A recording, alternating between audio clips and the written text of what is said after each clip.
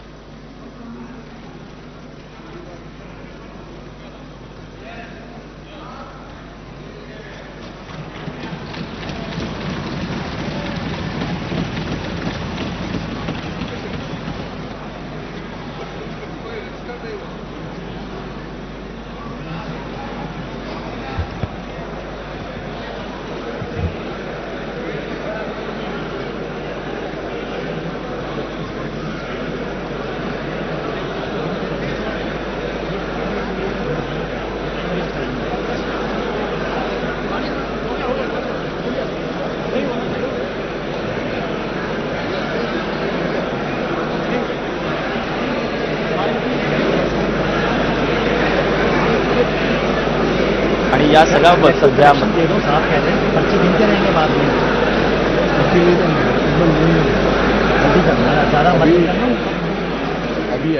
महिलांचं आरक्षण मतदारसंघाच्या फेररचनेशी जोडणारे 131वे घटना दुरुस्ती विधेयक लोकसभेमध्ये मांडण्यात आलेलं आहे आणि हे विधेयक लोकसभेमध्ये सादर करताना या सगळ्याबाबत मतदान देखील घेतलं जात आहे।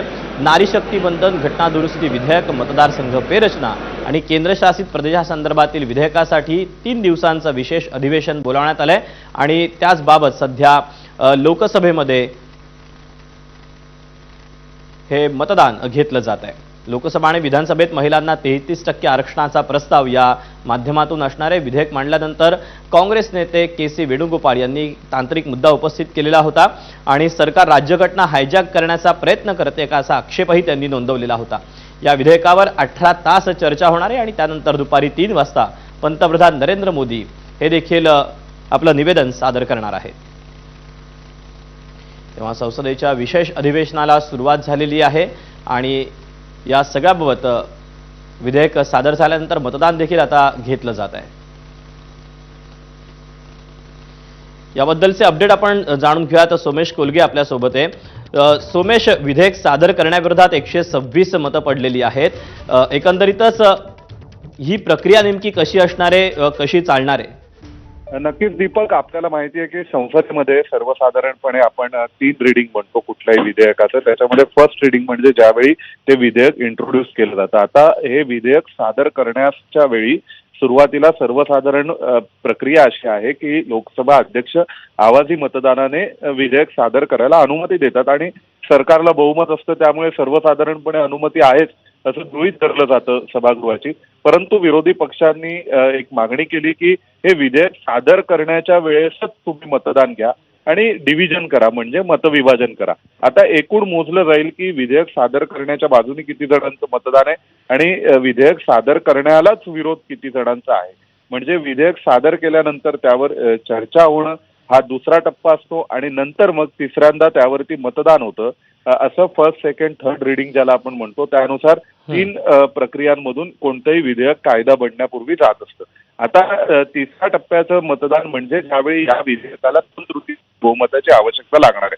परंतु पहिला टप्पा जो आहे ज्यावेळी हे विधेयक सादर करायचे लोकसभेत आपल्याला 2/3 बहुमताची आवश्यकता नाही सरकारला, तर केवळ सर्वसाधारण बहुमताच्या आधारे हे विधेयक सादर होईल. पण आता विरोधी पक्षांनी मतविभाजनाची मागणी केलीच आहे, तर त्यानिमित्ताने विरोधी पक्षांची स्वतःची मतं किती इंटॅक्ट आहेत, ते खरोखरच ही घटना दुरुस्ती अडवू शकणार आहेत का, त्याची एक लिटमस टेस्ट किंवा प्राथमिक चाचणी आता या निमित्ताने होईल एवढं आपण नक्की म्हणू शकतो.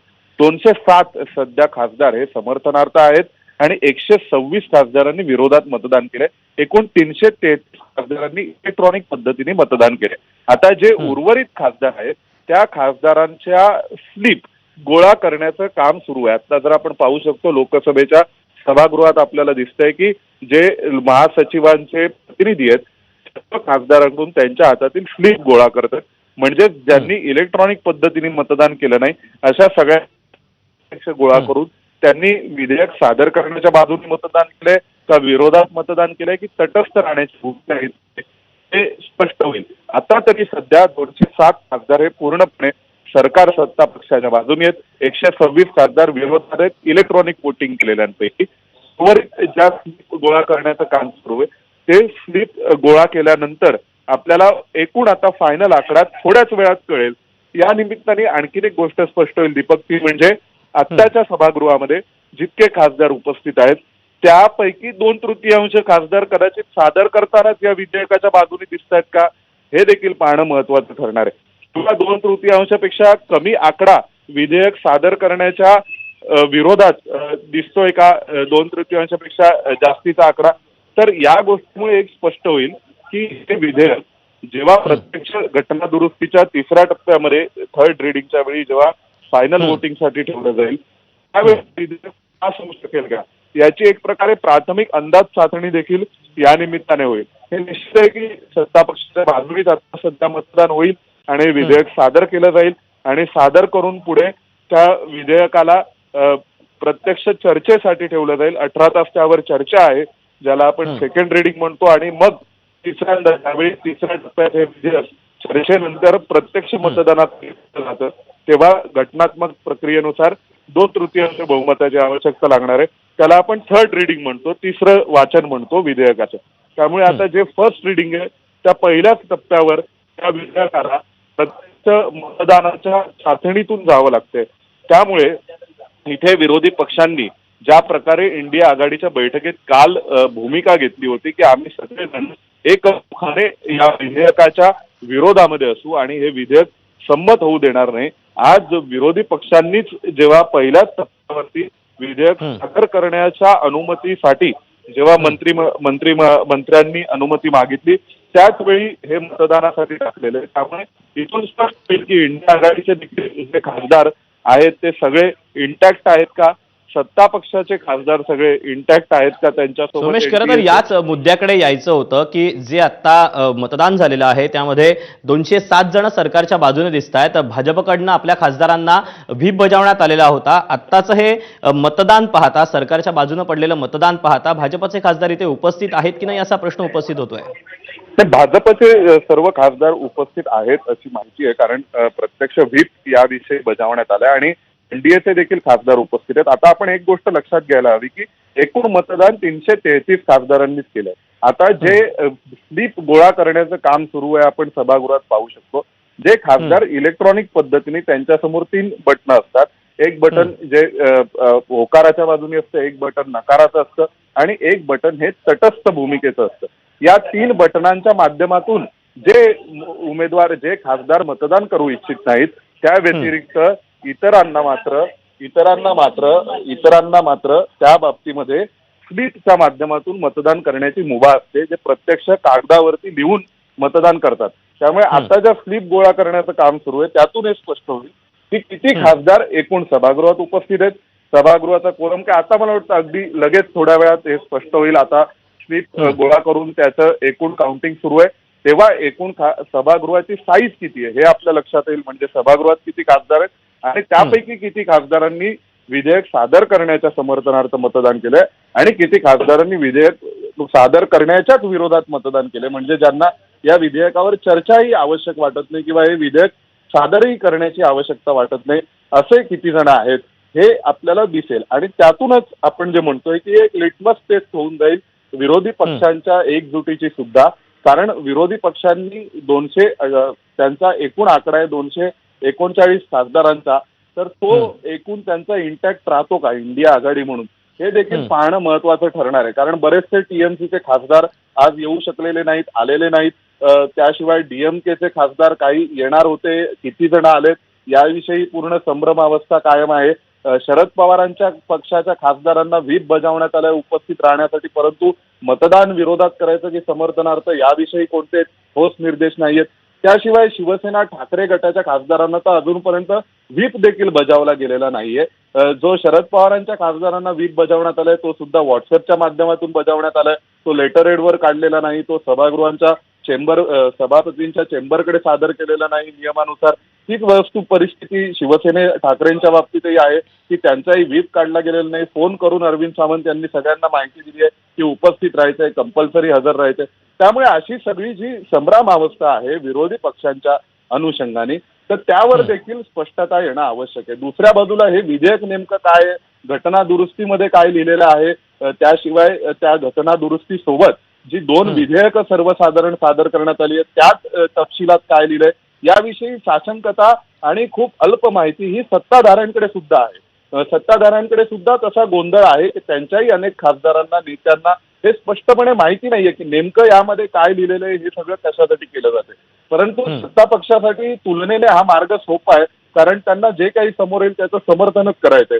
विरोधी पक्षांमध्ये मात्र असलेलं जे कन्फ्युजन आहे ते कन्फ्युजन प्रत्यक्ष आकड्यांमध्येही प्रतिबिंबित होतं का, प्रत्यक्ष आकड्यांमध्ये सुद्धा दिसतं का, सभागृहामध्ये सुद्धा त्यामुळे संभ्रमावस्था निर्माण होते का आणि यातून सत्ता पक्ष यशस्वी ठरतोय का हे सगळं विधेयक संमत करून घेण्यामध्ये हे पाहणं औत्सुक्याचं ठरणार आहे. आता जर आपण पाहिलं तर अजूनही जे महासचिवांचे प्रतिनिधी आहेत, जे मार्शल आहेत, ते सभागृहामध्ये स्लिप गोळा करतायत, कागदी स्लिप आणि सोमेश, या ज्या स्लिप गोळा करण्यात येतात या स्लिप गोळा केल्यानंतर त्याची मोजणी होते आणि त्या पुढचा नेमका टप्पा काय असतो या कुठल्याही विधेयकाचा? निश्चितच आता दीपक, या स्लिप गोळा करून झाल्यानंतर एकूण जे 333 इलेक्ट्रॉनिक माध्यमातून मतदान केलेले खासदार होते त्यामध्ये अधिकचे ज्यांनी कागदी स्लिपवरती मतदान केलंय त्यांचाही आकडा जोडला जाईल. एकूण सभागृहात किती खासदारांनी मतदान केलं हे सांगितलं जाईल. त्याशिवाय किती खासदारांनी हे विधेयक सादर करण्याच्या समर्थनार्थ मतदान केलंय आणि किती खासदारांनी हे विधेयक सादर करण्याला विरोध केलेला आहे आणि किती खासदार तटस्थ राहू इच्छितात हे आकडे आता अगदी थोड्या क्षणात स्पष्ट होतील. यातून सभागृहामध्ये एकूण किती खासदार उपस्थित राहणार आहेत स्पष्ट होईल. 2/3 बहुमताचा आकडा किती असू शकेल याचाही अंदाज लागू शकेल आणि हे विधेयक सादर करण्यासाठी जे सर्वसाधारण बहुमताची आवश्यकता आहे, म्हणजे उपस्थित खासदारांपैकी 50% खासदारांनी समर्थन करण्याची गरज आहे, तर ते किती आहेत एकूण समर्थनार्थ ते देखील आता स्पष्ट होईल. त्यामुळे जे या विधेयकाचं फर्स्ट रीडिंग आहे, ज्यावेळी हे विधेयक इंट्रोड्यूस केलं जातं, ज्याला विधेयकाचं पहिलं वाचन म्हणतात, त्या पहिल्या वाचनाच्या वेळीच आता मतदानाची प्रसंग उद्भवलेला आहे, मतदानाची मागणी करण्यात आली आहे, मतविभाजन होते. त्यामुळे फर्स्ट रीडिंग झाल्यानंतर म्हणजे जेव्हा समर्थनार्थ मतदान होईल त्यावेळी प्रत्यक्ष अर्जुनराम मेघवाल हे विधेयक सादर करतील संसदेला. याचा अर्थ ते सभागृहासमोर ठेवलं जाईल लोकसभेवर आणि मग त्यावर सर्व वेगवेगळ्या पक्षांचे नेते, खासदार त्यांच्या भूमिका मांडतील, त्यावर चर्चा करतील. 18 तासाचा कालावधी चर्चेसाठी निश्चित करण्यात आलाय.